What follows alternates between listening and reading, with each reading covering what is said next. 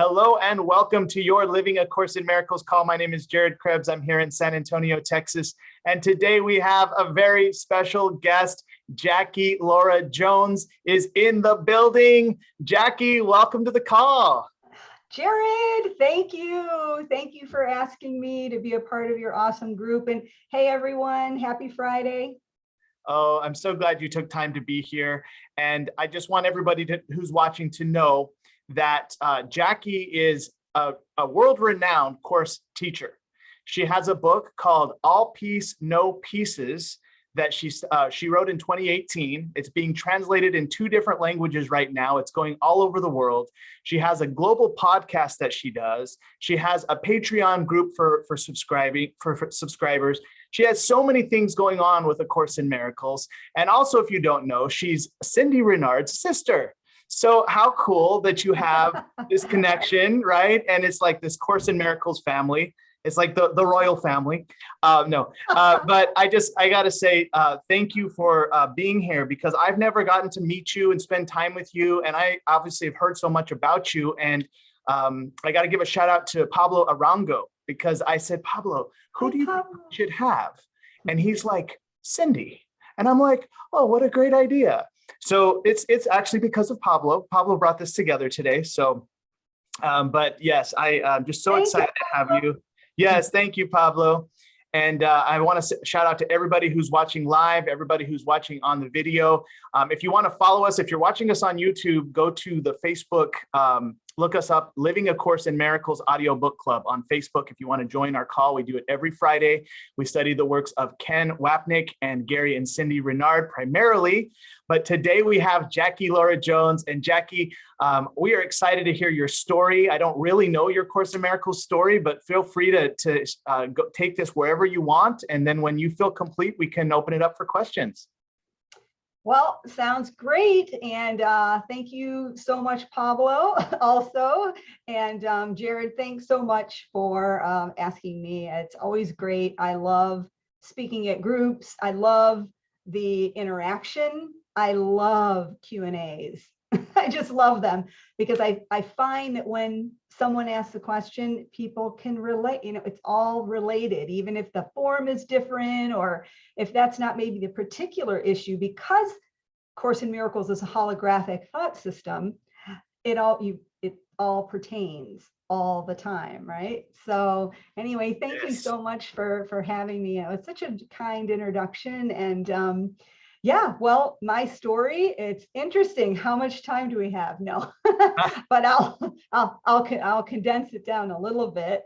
I guess when I was younger, growing up, I didn't know this then, but I kind of was always observing my life and people.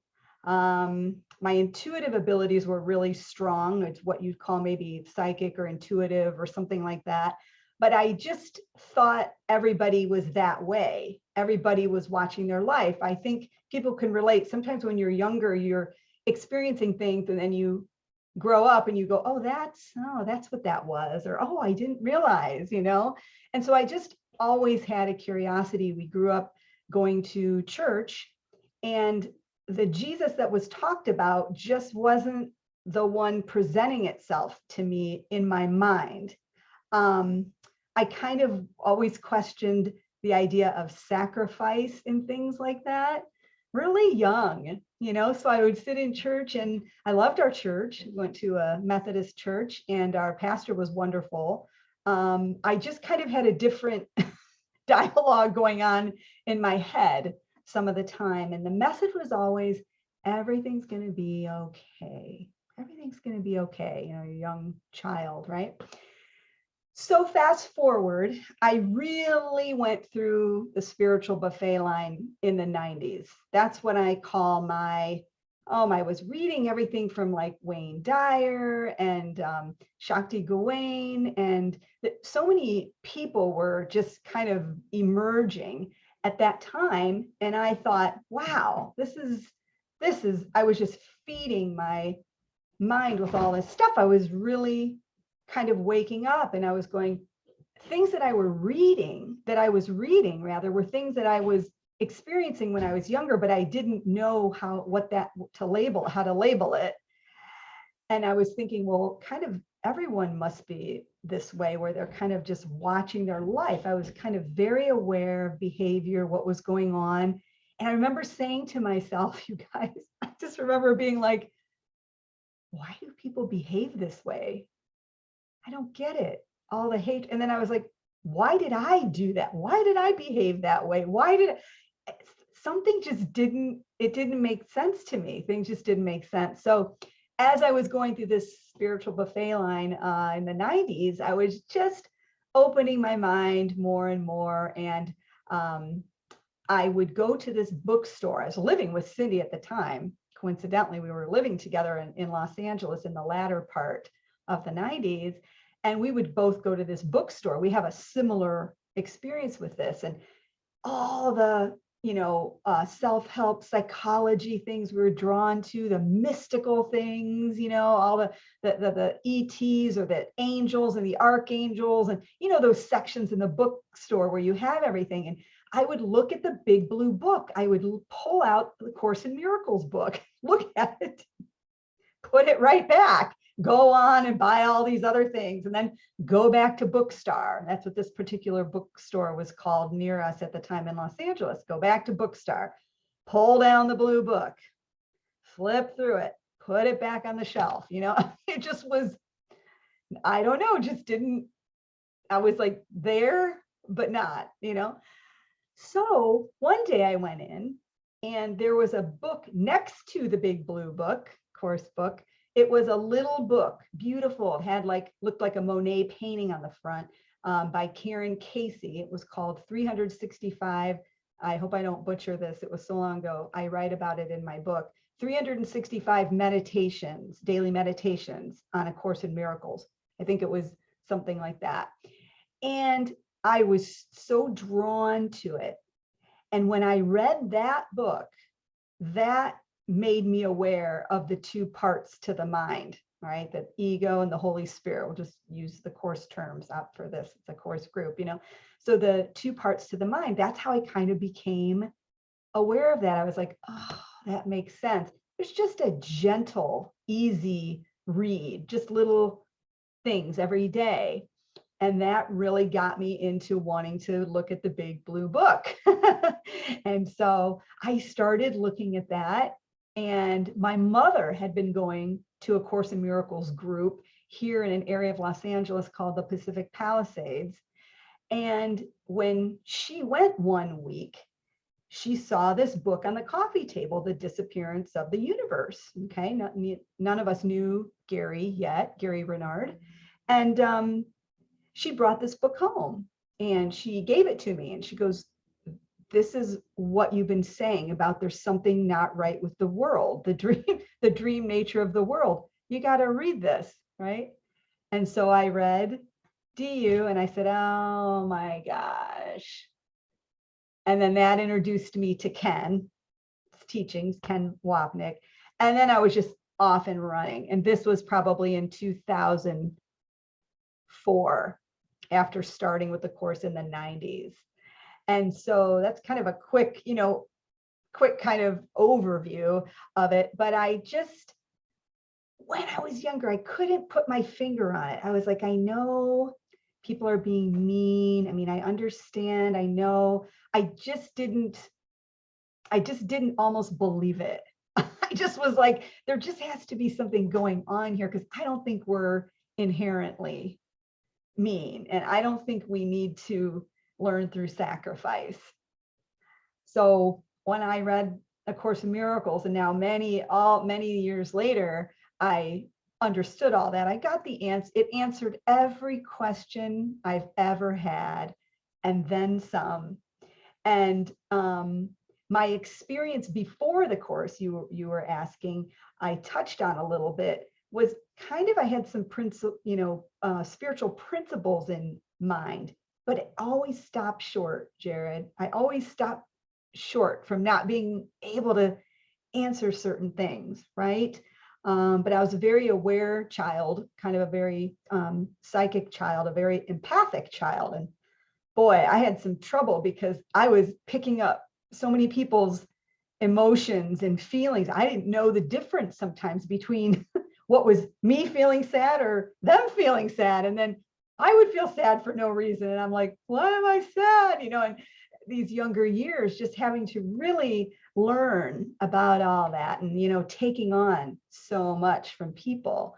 I was talking to people in my family, parents, friends and stuff at a very young age, kind of about their problems, like listening to them or whatever.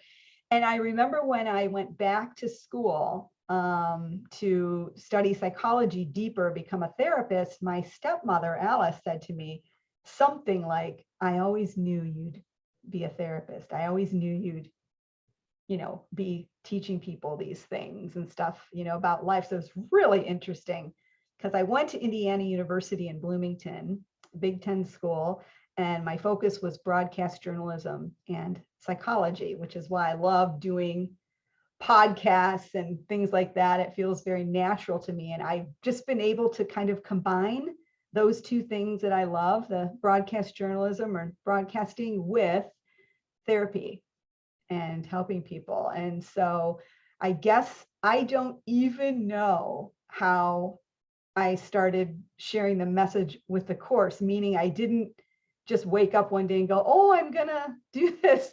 It just kind of happened. It unfolded. And then in 2013 or 14, I was getting a lot of course clients. I've had a practice since 2008, therapy practice. And I started to get more course clients and they just started to come. And one day I told Mark in 2015, I'm like, I'm thinking of just starting a group just to share the message, like a class. I mean, I had like a whiteboard, a flip chart and everything. I was so fascinated with the mind and Ken Wapnick's chart and all the things that he does that I was just like, this is so incredibly helpful that I kind of want to just put this out there for a while. So that just started. And then having the course group just led to other things. And then I was doing these things online and writing books and guesting on different things. And here we are. That's my nutshell of where I am today. That's so cool. And do you still work as a therapist, or is it? I do. Oh, you do? Yeah. Okay. I work as a therapist, and I have a lot of many clients that know the course. They're course people. They're coming, and I have clients that are just everywhere else, wherever they are in their journey. Right. So could someone hire you to be their therapist, like on Zoom? Yeah. Oh yeah. Okay. So there you go, guys. Yeah, they can go to my website. Message Jackie as well. Yeah. That's cool that you're still practicing as a therapist. I think you would be one of the best therapists because you have all the course knowledge. So if I was to choose a therapist, you'd be it. Like, yeah, I mean, that's the type of person I'd want to work with, like, just being honest, right? Like, I mean, that's freaking awesome. So I'm glad to know you're doing that as well. Yeah. And oh no, and I love your story about just how you found the course. And I guess I'm just curious, so like the timeline when you met Gary Rennard, weren't you like with Cindy in line at a book signing? Oh my gosh, you have a good memory of that story, but no, it was actually my mom that was with her in the book line in Vegas. I couldn't go because of work. Something was going on. I couldn't go on that trip to Vegas to the Change Your Life. I think that was one of the Louise Hay things. And so I couldn't go, and they went, yes. And then they met Gary in line, and then, the rest is history. So yeah, we had already been really familiar with DU and everything before. We had no idea he was going to end up being in our family at that time when we met him. But this is so funny that you mentioned that, because all three of us, Cindy may have talked about it before, I don't know if she has, but Cindy and my mom and me would always look at the back cover, Gary's picture, and just kind of be like, it's kind of like know someone or something like that. we all, well, obviously it was because he was going to be part of our family. He was going to marry my sister. We didn't know that, but we all felt this kind of, you're just, it's that feeling. You're just looking at the picture. So we kind of just all had that experience separately. Isn't that interesting? Yeah. You were already a Course in Miracles family before you met Gary Rennard, or Cindy and your mom met Gary Rennard. That's right. So, we had all been studying the course. We just kicked it up a huge notch after DU and then Ken. Yeah. Oh, Ken. Yeah. So Ken. My story is very similar. Go ahead. Okay. Yeah. No. What were you going to say? I was going to say that just kept kicking it up a notch, in the practice. And when I got more of that foundational, just filling in few of the blanks, I was so excited to keep doing it. I think you were asking me too, to talk a little bit about maybe the benefits or whatever. I mean, that had not the least of which has been, I've been so peaceful internally. I've been so full of gratitude to be able to come forth to my clients, to my family, to everyone I meet, coming from that right-minded love and letting that just direct all my functioning. It's been so freeing.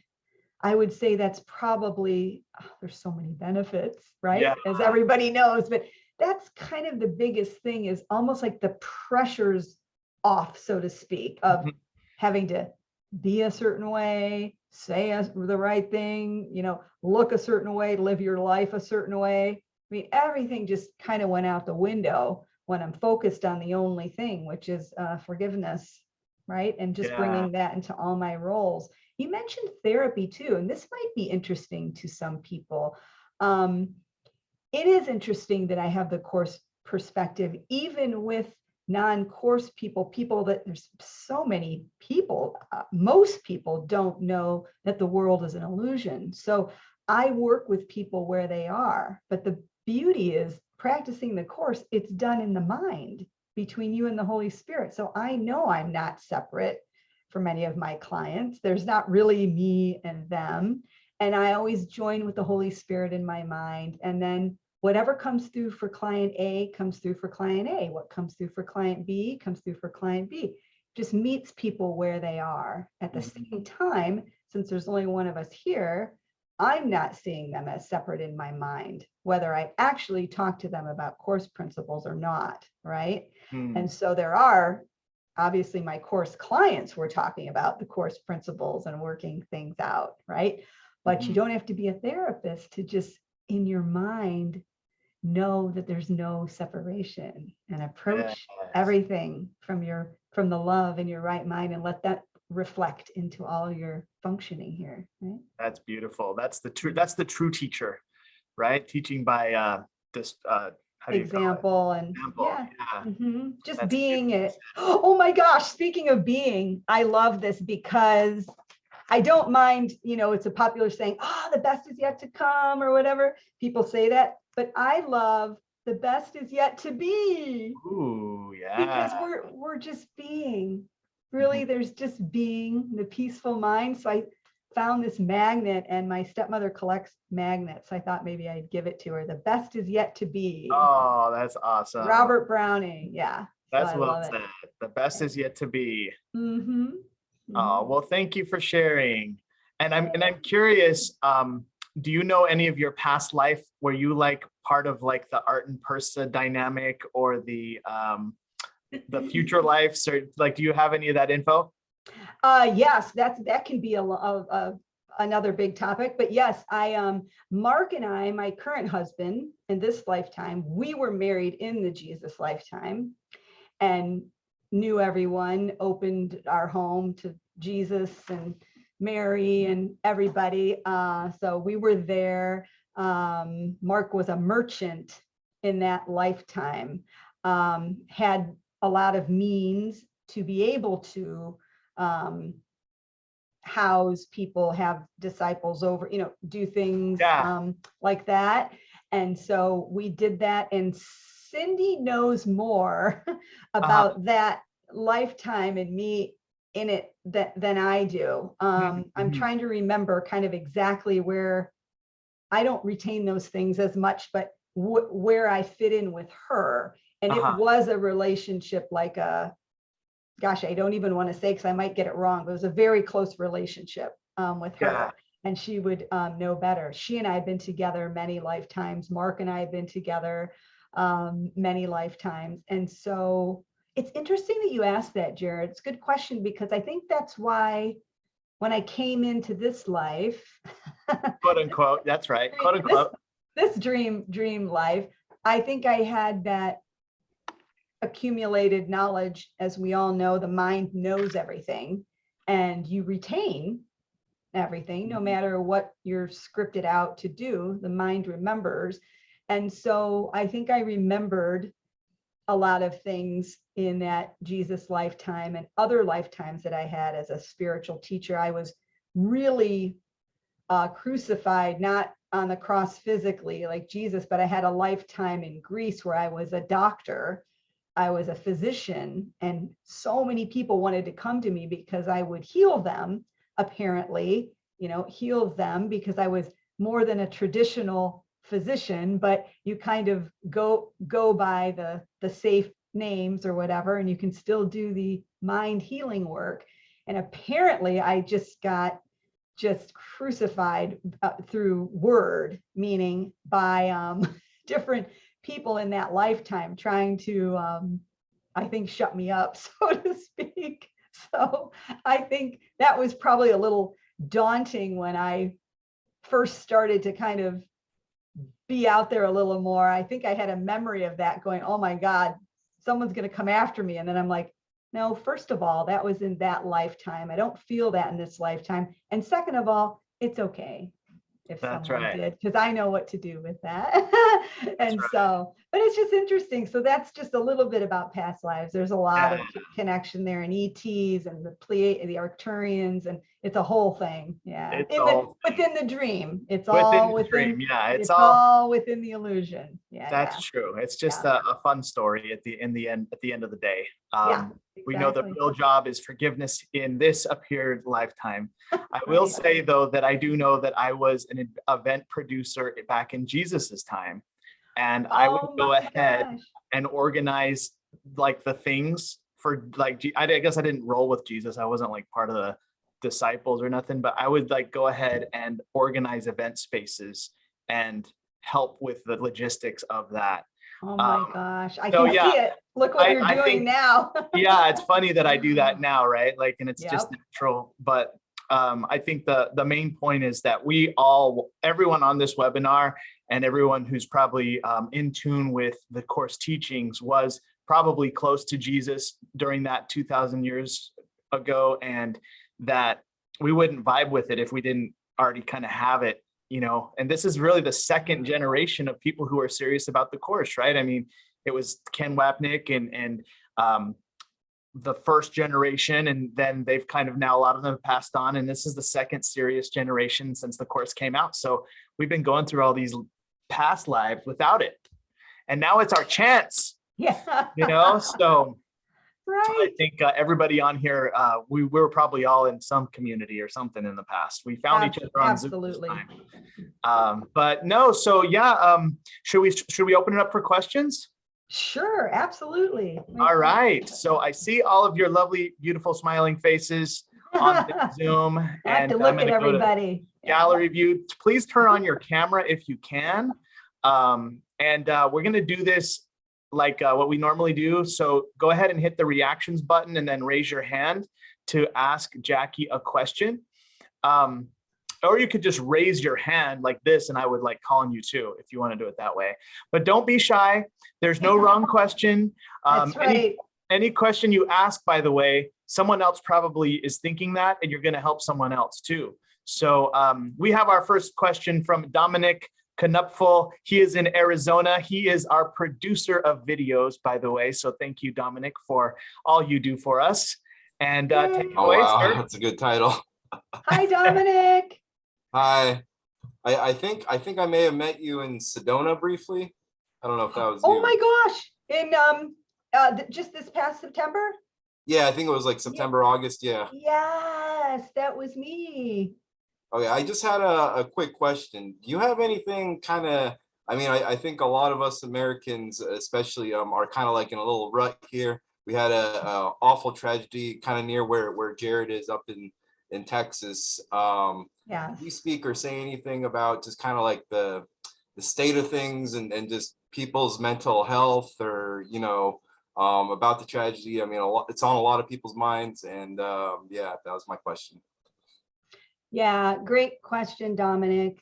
Thank you. And this happens in the world, doesn't it? A lot of these tragedies. And I think one of the first things I always suggest to people is not to deny any feelings about it. If you feel anger, confusion, hurt, sadness, it's very hard to see those images, right? So we want to bring any of our feelings to our right-minded internal teacher so he can help us with looking and perceiving what the body's eyes are showing us correctly, right? It's very difficult to understand the course's metaphysics, but it's yet another thing to practice them and to put them into practice when we see horrific images happening, right? And so this is always a really good time to develop an even deeper relationship with your internal teacher, Jesus or the Holy Spirit, to help you look at it, not through the ego's eyes of separation, but through Christ's vision, which is always going to remind you of the miracle, which is this shift in perception, which is, wait a minute, I see what the body's eyes are showing me, right? But I'm being told by the Course that what I'm seeing out there on the screen is a projection coming from a decision I've made for separation, okay?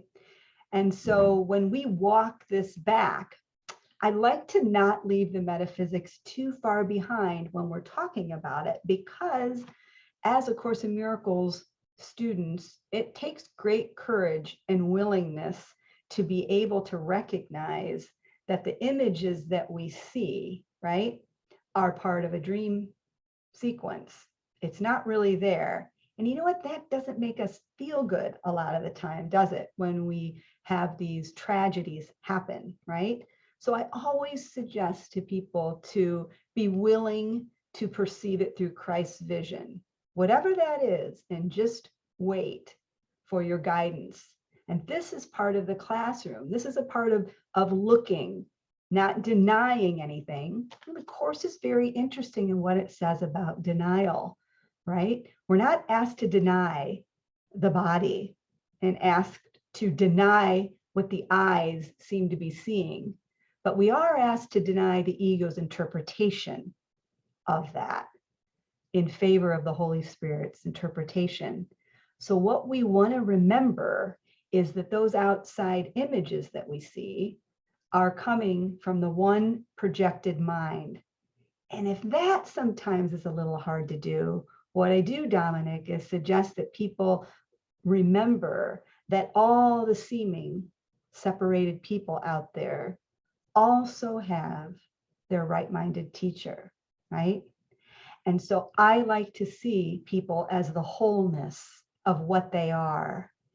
And because the sonship as one, when you choose that and ask to see the situation and see everything in wholeness, you're making that decision for everyone because you're one with the projection. So you're reminding the other minds of their wholeness. After I change my mind about the images that I see, meaning looking through Christ's vision instead of looking through the ego, which is the separation and devastation and attack, it doesn't mean when you change your mind that the eyes see something different. But the Course is talking about how the mind perceives, its interpretation of images we've made. And so we can look at our projected images, recognize, wait a minute, I do want to ask for the Holy Spirit to look on this with me, whatever that is. Then you will be inspired if there's something to do, to say, to donate, to give, but you will have changed your mind and corrected the perception first, which you do for the entire sonship because you're one with it. And then let that direct all your functioning. I hope that's helpful. Yeah, thank you. You're welcome. Snaps for that answer. That was beautiful, Jackie. Oh, thank you. You can thank A Course in Miracles, the teaching for that. It reminded me of the part of Ken Wapnick's Journey Through the Text where, he says projection makes perception, but then extension makes perception too, like extending love and looking at it through Christ's vision is more of extension makes perception. Yes, Jared beautifully said. And when we look through Christ's vision, we're extending love into the sonship. We will automatically interpret a call for help, the shooter, right? Yeah. A call for love. We change the interpretation because Jesus is helping us start where we are. Sometimes we can't always go back to the metaphysics. It feels like something's not being addressed. Eventually, it's easier to do that. Sometimes it's automatic for people, but when it's not, just to remember that you can look at it as a call for love, a call for help. And how do we answer that? Through forgiveness. Yeah. Through proper perception. Because remember, you're one with the sonship. There's no world out there. The world's in your mind. Ideas leave not their source, right? So beautiful. Well, thank you for that. All right, let's go on to our next question. This is Eli Davey from Winnipeg, Manitoba, Canada. Eli. Take it away. Hi, I almost put my hand down with what you were just talking about and then I get my question in my mind and then I feel like I'm getting the answer to it. But regardless, I'll say it anyway. I know there's not just me, but a few of us for sure on this call are really trying to practice doing everything with Holy Spirit. Always, like, don't pick up a cup of coffee without Holy Spirit. Don't do anything without Holy Spirit.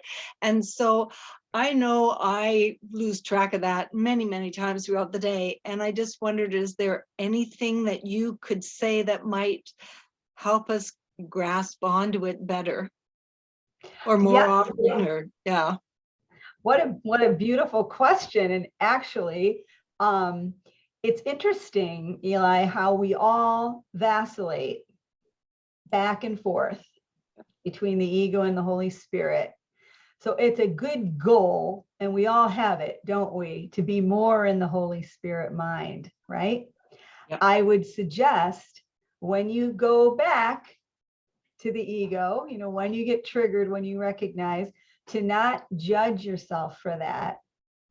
And recognize that this is what bodies do while we seem to be here. We go back and forth between the two, right? And the way you'll really be practicing the course is if when you go off, you don't judge yourself for it. So sometimes we don't have to make the actual choice, like choosing the Holy Spirit. When you're in the ego mind and you're not judging yourself, you're just observing, that is the choice for the Holy Spirit. The ego cannot survive without judgment, right? Yes. And so this is how we stay more in that mind, is by not trying so hard and giving the ego a power it doesn't have, but by when you go back into something, watching it, there I go again. I was just having my morning coffee, everything was fine, and boom, something happened. Well, look what the mind is doing today. My classroom's in session. I was back in the ego. I'm not judging myself for it. And that's the choice. Like I can go all day long, and I do. I go all day long, say with a smile on my face, and everything is beautiful and life is calm. Like I don't come across any forgiveness until later in the day when something happens, sort of thing. So, you know, but I'm not necessarily thinking Holy Spirit. I'm just, you know, quietly having my coffee or quietly doing my reading or whatever. But I'm not, say, in my mind consciously thinking Holy Spirit. But does that mean I'm Holy Spirit or ego? Like, you know, like where does that put me? Well, it's an excellent question. And I would suggest that if you're truly feeling calm and peaceful, there's no need to go looking for forgiveness opportunities. You're probably just in your right mind. They'll come up when they come up, right? But if you're truly feeling calm and peaceful and just observing your life and kind of going along, yeah, that is a right-minded quality, right? To be so that you don't way. have to actually be thinking I'm with Holy Spirit sort of thing. You can just kind of be, say, normal and just, because you're not judging anything. I might say this coffee's really good, you know, that's a judgment, but yes, and those are good kinds of judgment. When the course is talking about judgment, it's about I know, seeing differences, judging those differences, condemnation. So I think that you have your internal teacher, right? And if you're feeling calm a lot of the time, I wouldn't worry about it. I would enjoy that calmness and keep practicing the course as however you feel like practicing it. And when you go off track, when you're triggered, when something happens, that's when you say to yourself, oh, that is so interesting. I went through a whole day of peace. And then at the end of the day, something happens. I'm just going to look at that. That just must be what's going on in my classroom. Not giving it a power it doesn't have, right? But this is really important, Eli, and everybody, to really look at something. This is a tangent. You weren't really asking this, but when something does come up, to really look at it and acknowledge, gosh, now I'm feeling sad. We can do those things without judging ourselves, but just knowing those are transitory states of the body, right? What does that have to do with you as a mind? Nothing except the power we give it, right? Okay, thank you very, very much. Oh, you're welcome. I hope that was helpful. It really was. Thanks. Good.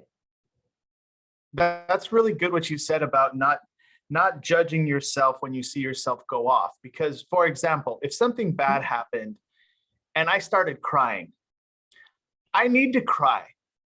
Like, it's a I release. need to be sad right then. And I need to let myself cry because I need to cry. And that would be like an example of not judging myself for not being this Zen course student who's supposed to be peaceful all the time and realize it's an illusion, right? And so that seems like it's easier than when maybe I would get angry. But that's the same thing, right? And of course, I think if I'm more aware and mindful, I might not get angry, but sometimes you just get mad for whatever reason, right? And it's so seeing that and saying, okay, I got mad. I'm not going to judge myself. The Jared body got mad. Okay. And but the idea of not judging that, because I think that's the challenge is oh, I'm supposed to be this course student now. I think I'm a body that's a course student and I'm mad at myself that I got mad.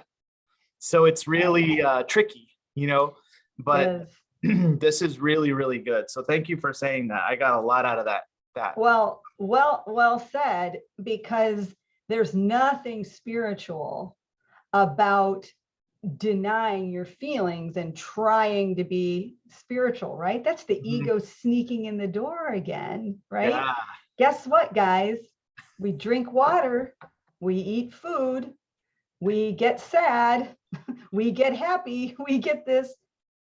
It's the body's transitory states that's going on. Has nothing to do with the mind of the observer, except when we side with the ego.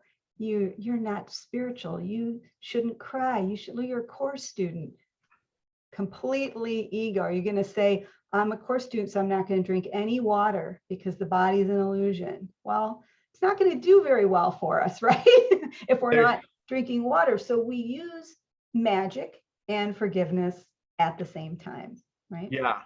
Well, while we're learning. Yeah. There's nothing spiritual about trying to be spiritual.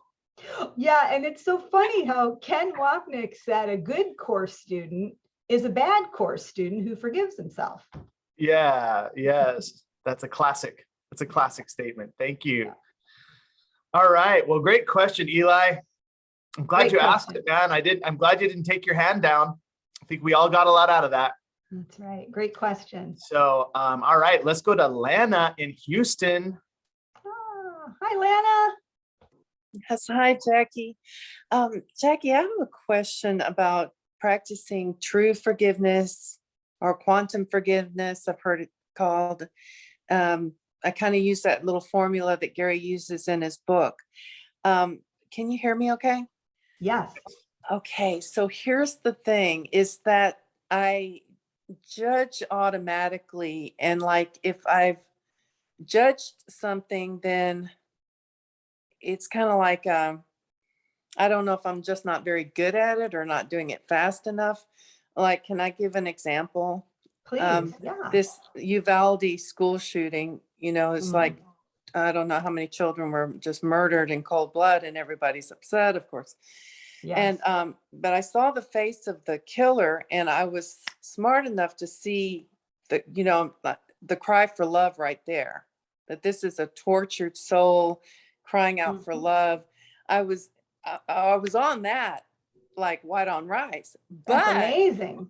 It was but for some reason, when they started talking about the and I don't want to offend anybody, but the response time of the police, then I got real judgy, to that word, and was like, why in the hell did it take them an hour to get it in the building? So I judged, and then so like, great, I've got a judgment here. I was pissed, because it just looks like, I'm just going to say it looks like cowardice, and so take me through this, like break this down for me. Am I seeing my own cowardice in myself when I see it in them? And how would you, like, once I've made this judgment, I have to forgive it. I mean, all relationships, even with people I see on TV, have to become holy. I have to practice forgiveness. So what would be the best way to mentally kind of walk this back and practice true forgiveness? Well, excellent question. And congratulations right away for being able to even watch images like that and say, wow, their shooter's calling for love. So, or calling for help. Congratulations on that.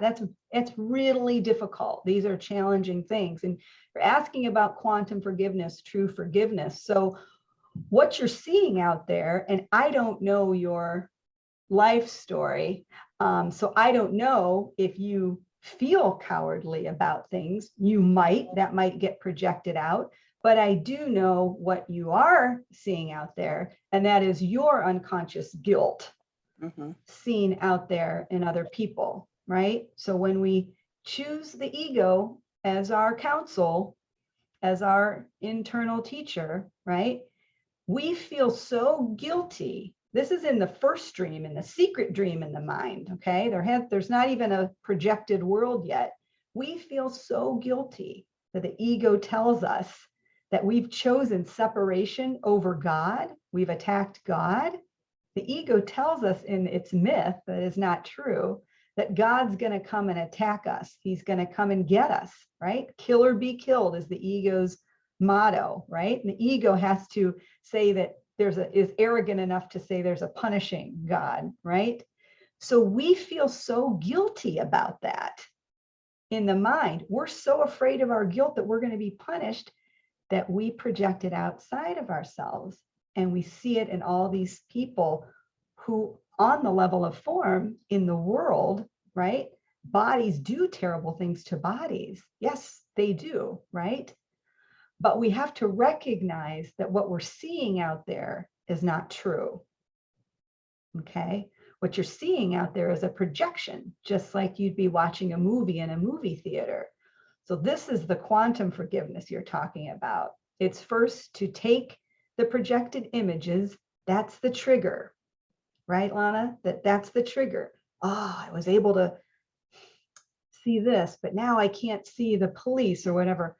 Whatever form your guilt takes, the ego doesn't care, because it wants you to be focused outside instead of going back, changing your internal teacher, choosing to remember the atonement in the right mind. The right mind reflects that. Oh my gosh, the separation hasn't occurred.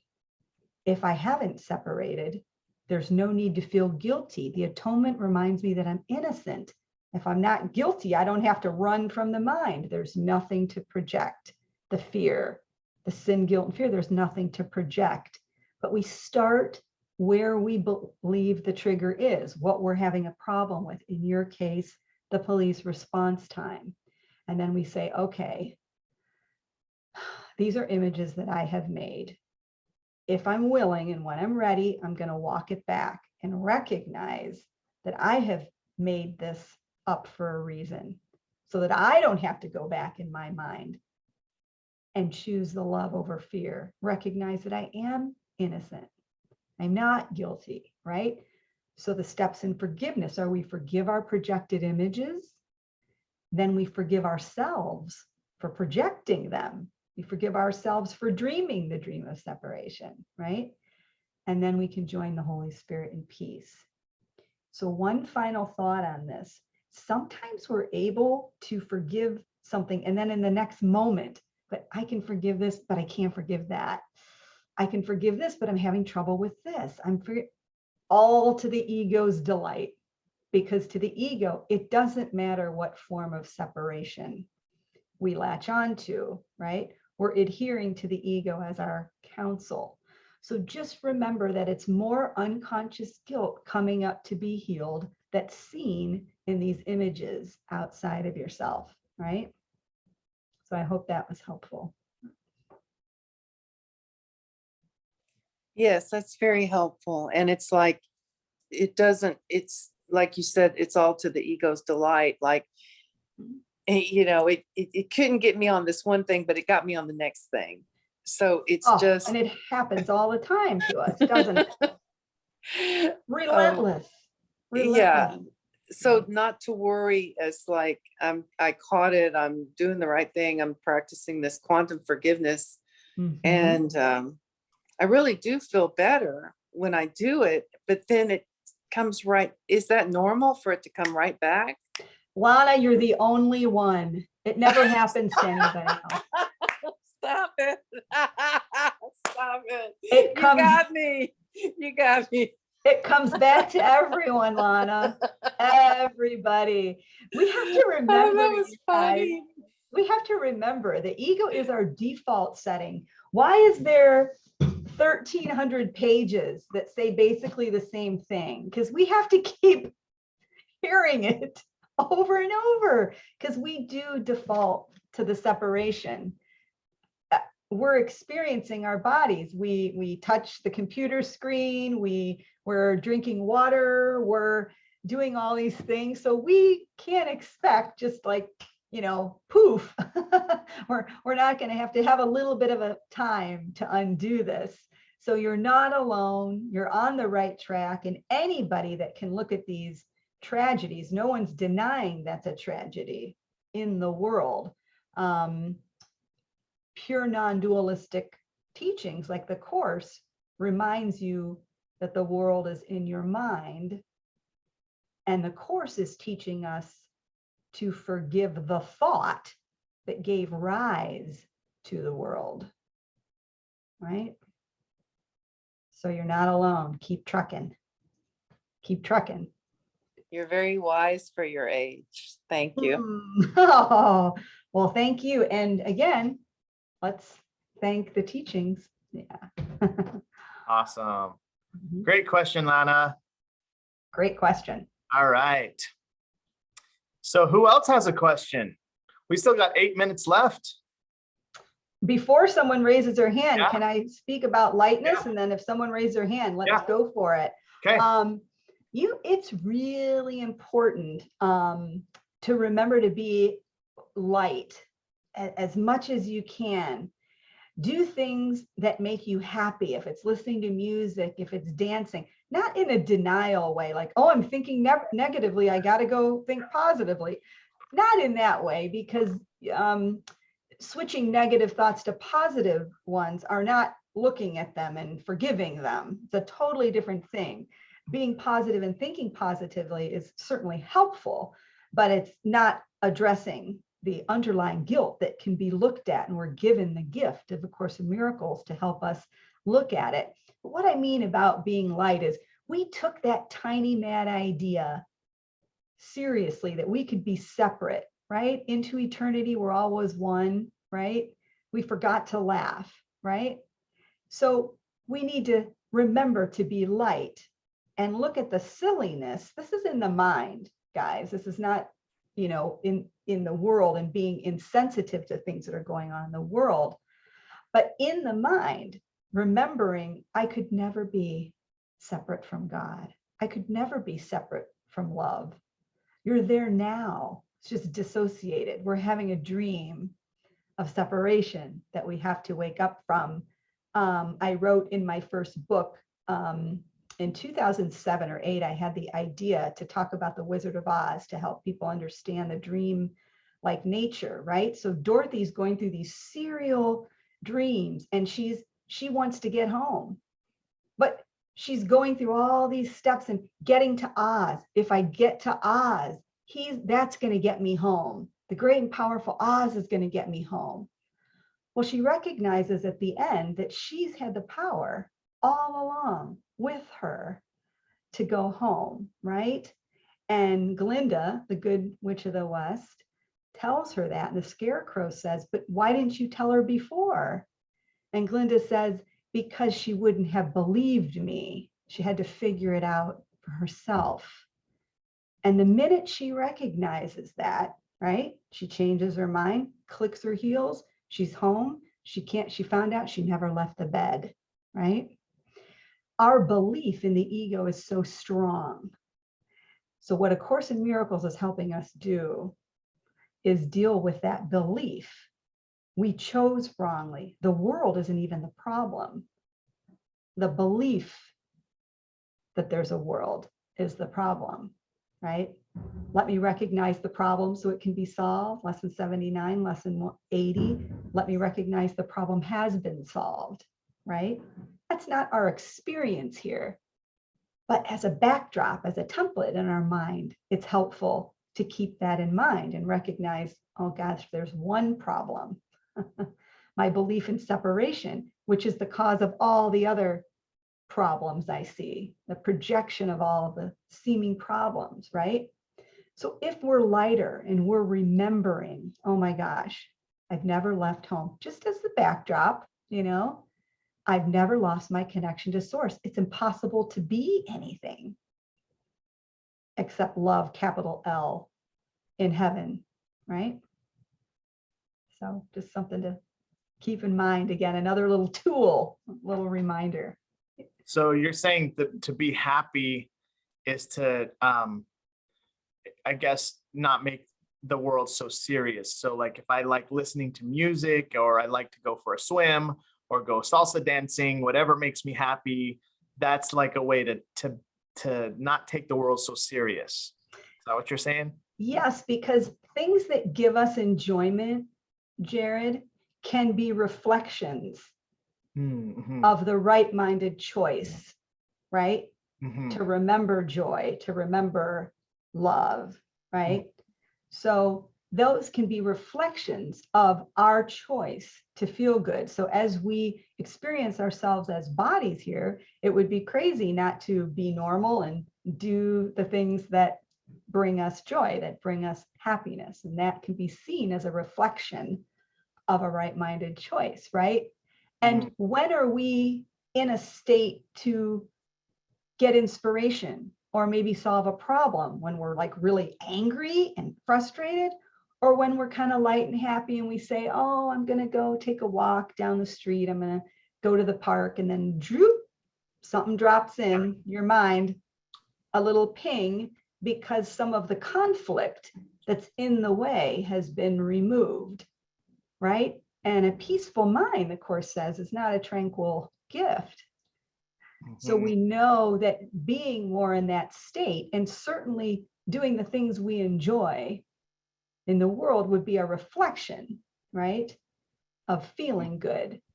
So I always just encourage people just to do the things that they enjoy, you know, not as a substitute for anything, but just as a reminder to do whatever it is you enjoy, and knitting and singing and reading and whatever, right? Awesome.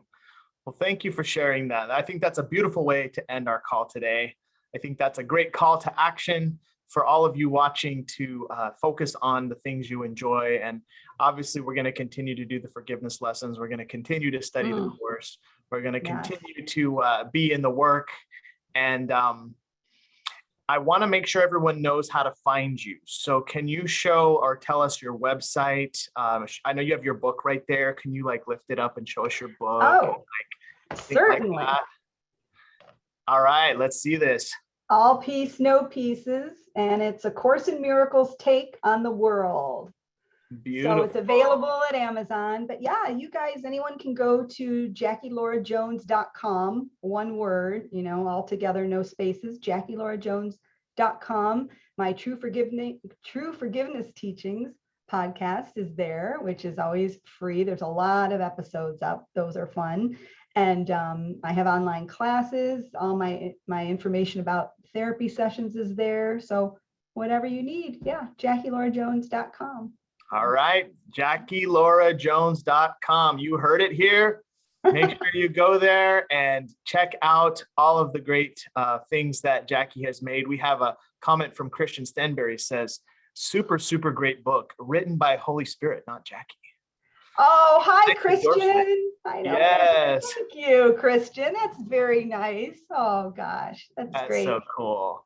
Nice to see you, Christian. Yes, Christian is he's my right-hand man. Christian, you are my right-hand man. I love you so much. Thank you for hosting the calls. Christian hosts every time I'm unavailable. And if Christian can't make it, then Eli's been making it. So thank you to Eli as well. We're a team here. We're a team. Take the village to keep this call going, right? I feel honored that you asked me. So fun to join with all of you. So fun to share the message, and questions are great. So thank you, Jared. Of course, and hi to Crystal and everybody. So that's so great. Yes, we will. Thank you. And I think we should end. We always end our special guest calls with your final piece of advice. How would you like to end the call? What's the final message you'd like to give? When the world gets in your face, forgiveness is the place. Woo! Mic drop.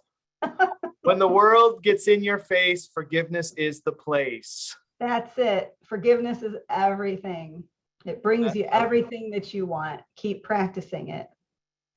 Take you home. That's right. Awesome. Well, again, thank you so much, Jackie.